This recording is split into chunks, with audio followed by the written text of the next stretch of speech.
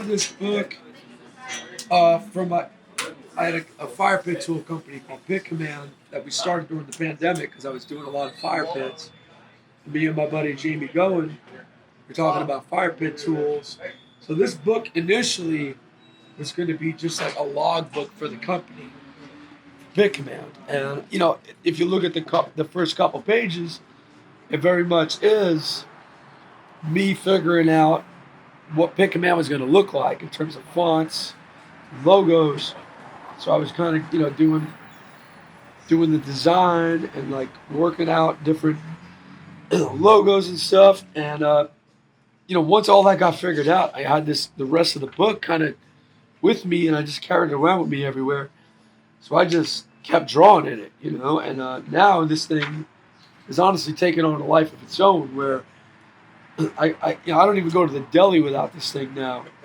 So I draw in it every day. And, you might see Pit Command business stuff sprinkled throughout. But, I mean, at this point, this thing is it's telling me what to do. Because I finished it. I went to the end. And then I started coming back this way. So if you look at some of these pictures, I did one here. And I'm just going back on it this way now. So, like, I'm hitting pages going that way.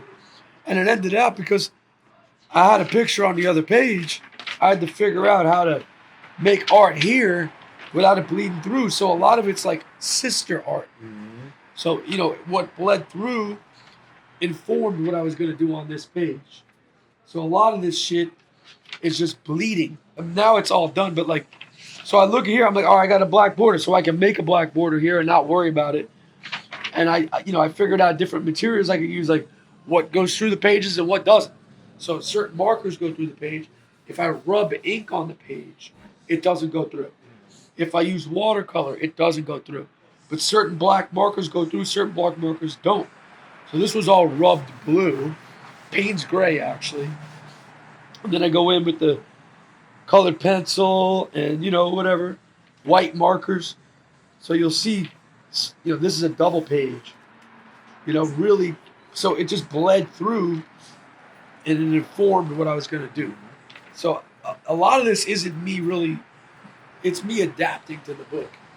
Like I said, I don't want to be all like, the book tells me what to do, but the book fucking tells me what to do. So if I have something here, I want to do something that's connected. So, we'll do the double red. This, like if you look at the window. So here we go, perfect example. Right. Of what I'm going to do, right? So this is going to inform my next picture. So this I rubbed with a sepia ink. And then I went in with white colored pencil and white ink. And then I love the runic combination. Yeah. So like the Fehu rune, the F, which is Fenrir, the wolf. And here's another one. It's like a triangle with a V. So they're not really pentagrams, but they have like you'll see them around in the books. I love triangles. So you'll see them all over the place. Like a scatter? Yeah, this is my tattoo. Oh shit! So this is the Web of Fate, the Norse mythology Web of Fate. But I here's the process. But you see the triangles are all over the place. Yep. I just did this one yesterday. So I wanted to draw a girl dancing because she's supposed to be a female, and I was drawing the legs and I couldn't decide on which one was working, so I kept them all there. And then I gave her more arms, and I just wanted to have a lot of movement in the picture. Such a look. Yeah, so there you go. That's the book.